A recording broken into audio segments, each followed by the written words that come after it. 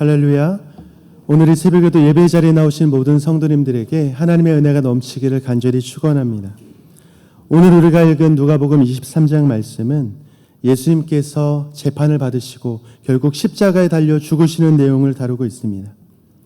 바라기는 오늘 말씀을 통해서 우리가 예수님의 죽으심이 우리에게 어떤 의미인지를 깨닫고 또 우리의 마음 가운데 새기는 저와 여러분이 되기를 간절히 소망합니다.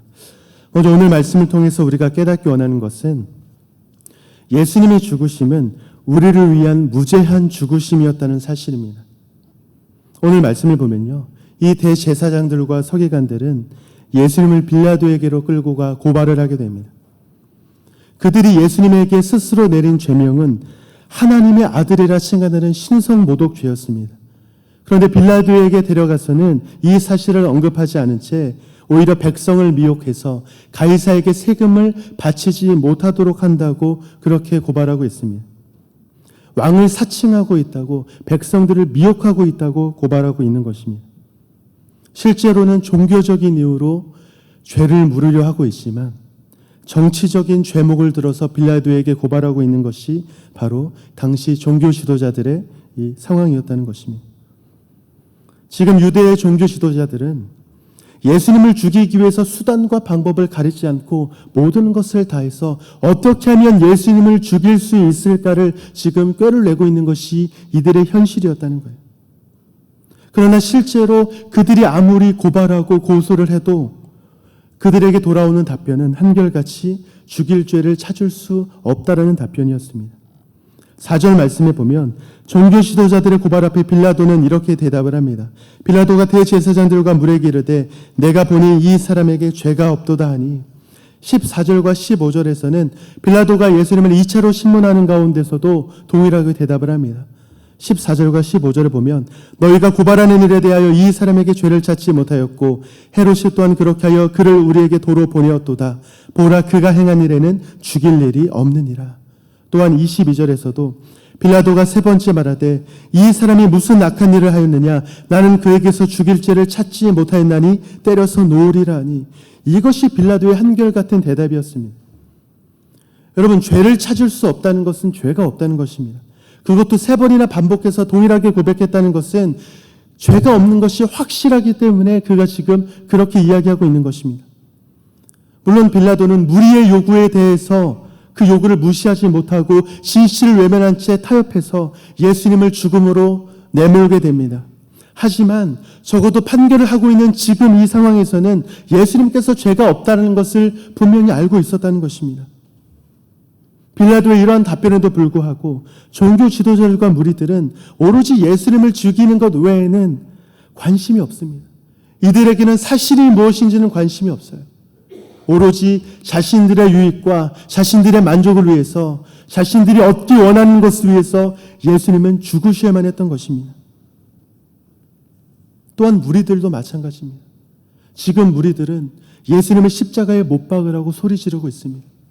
그들 중에는 예수님께서 예루살렘 성으로 입성하실 때 예루살렘을 환영하며 우리를 구원하소서라고 그렇게 열광했던 그 무리들 가운데는 그런 사람들도 있었을 것입니다. 자신들의 정치적인 왕으로 오실 것을 믿었지만 실제 예수님의 모습은 자신들의 기대와는 다른 모습을 보여주고 계시니까 그 예수님을 바라보며 실망한 나머지 지금 등을 돌리고 말았던 것입니다. 결국 그들의 선택은 무엇입니까? 죄로 가득했던 바라바는 놓아주라고 소리치고 죄가 없으신 예수님은 십자가에 못 박으라고 요구하고 있는 것입니다. 그러나 여러분, 오늘 우리 말씀 가운데 우리가 깨닫기 원하는 것은 이런 다수의 목소리에도 불구하고 예수님께서는 무죄하셨다는 사실입니다. 그분은 십자가에 달려 죽으실 만한 그 어떤 죄도 범하지 않으셨습니다. 그렇게 십자가에 달려 죽으신 그 예수님의 죽으심은 아무런 죄가 없으심에도 죽으신 무죄한 죽으심이었다는 거예요. 그리고 그 길을 지금 스스로 걸어가고 계신 것입니다. 사랑하는 성도 여러분, 우리는 예수님을 믿고 따르는 그리스도인입니다. 그렇기에 우리는 예수님의 죽으심이 무죄한 죽으심이라는 것을 깨달아야만 합니다. 그리고 왜 예수님께서, 무죄하신 예수님께서 십자가에 달려 죽으셔야 하는가에 대해서 우리 마음 가운데 늘 새기며 살아가야만 하는 것입니다. 고린도서 5장 21절에서는 이렇게 말씀을 합니다. 하나님이 죄를 알지도 못하신 이를 우리를 대신하여 죄로 삼으신 것은 우리로 하여금 그 안에서 하나님의 의가 되게 하려 하심이라. 죄가 없으신 예수님께서 우리를 대신해서 죄인으로 죽으심으로 말미암아 우리가 하나님 안에서 의롭게 되었음을 믿으시기 바랍니다. 그래서 예수님의 죽으심이 대속인 거예요. 우리 대신 속죄하셨기 때문입니다. 예수님의 무죄한 죽으심의 은혜가 우리를 살게 하였음을 믿으시기 바랍니다. 예수님의 대속의 은혜가 우리를 구원하였음을 믿으시기 바랍니다. 이것을 믿기에 늘 우리의 삶 가운데 그 은혜에 감사하며 살아가는 저와 여러분이 되시기를 간절히 축원합니다. 특별히 오늘 말씀 가운데 우리가 생각해야 할 두 번째 메시지는요, 예수님의 죽으심은 우리를 위한 소망의 죽으심이라는 사실입니다. 오늘 말씀 가운데 45절 말씀에 보면 예수님께서 십자가에 달려 죽으시는 그 과정 가운데 성소의 휘장이 한가운데가 찢어졌다라고 그렇게 표현하고 있습니다.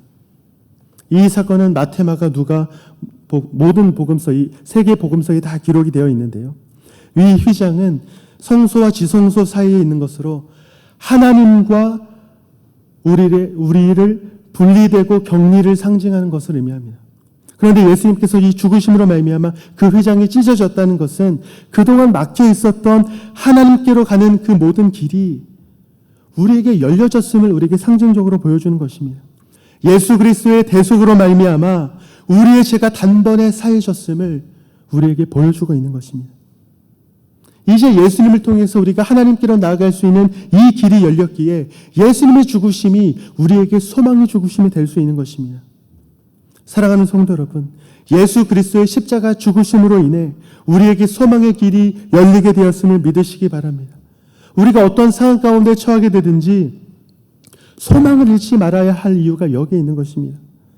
예수님께서 구원을 위한 우리의 소망의 길이 되어주셨고 우리를 구원해 주셨는데 우리 인생 가운데 소망을 잃을 이유가 아무것도 없기 때문입니다. 우리가 인생 가운데 만나게 되는 그 모든 일은 예수님께서 우리에게 열어주신 그 소망의 길 안에 있는 것이기에 우리는 우리가 인생을 살아가는 가운데 그 어떤 어려움과 문제가 있다 할지라도 소망을 잃을 이유가 전혀 없는 것입니다. 그 모든 과정은 우리에게 열어주신 그 소망의 길을 걸어가는 과정에 있는 것이기에 내가 지금 어떠한 삶의 환경과 상황을 살아간다 할지라도 우리는 그 소망을 향해 나아가고 있기 때문에 우리의 인생 가운데 소망을 잃을 이유가 그 어떤 것도 없다라는 것입니다. 이처럼 예수님께서 십자가에서 죽으심으로 이루신 구원은 우리의 인생을 송두리째 바꿔버리는 놀라운 사건임을 믿는 여러분이 되시기를 간절히 축원합니다. 말씀을 정리하겠습니다. 오늘 말씀을 보면 이 예수님의 죽으심 앞에서 여러 사람들의 반응이 나타나고 있습니다. 예수님을 죽이라고 고발하는 사람도 있고 예수님이 무지하다고 이야기하는 사람도 있고 또 어떤 사람은 예수님의 순환 앞에서 가슴을 치며 슬피 우는 사람도 있고 어떤 사람은 예수님을 저주하기도 합니다. 또 어떤 사람은 예수님 앞에서 자신의 믿음을 고백함을 통해 구원의 은혜를 누리게 되는 사람도 있습니다.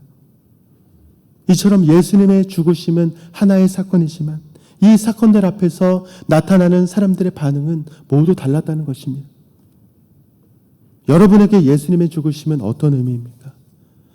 바라기는 무지하신 예수님께서 우리를 위해 죽으셨다는 그 사실을 믿기에 그 예수님의 죽으심으로 말미암아 우리에게 소망의 길이 열렸다는 그 사실을 믿기에 우리는 그 어떤 반응도 아닌 그 구원하신 그 은혜에 감격하며 감사하며 살아가는 저와 여러분이 되기를 간절히 축원합니다. 그리고 그 은혜가 우리에게 있기에 나만 아는 것으로 그치는 것이 아니라 그 은혜의 소망을 이 세상에 있는 모든 사람들에게 전하는 것이 우리의 사명임을 믿고 전하는 저와 여러분이 되기를 주님의 이름으로 간절히 축원합니다. 우리 함께 기도하시겠습니다.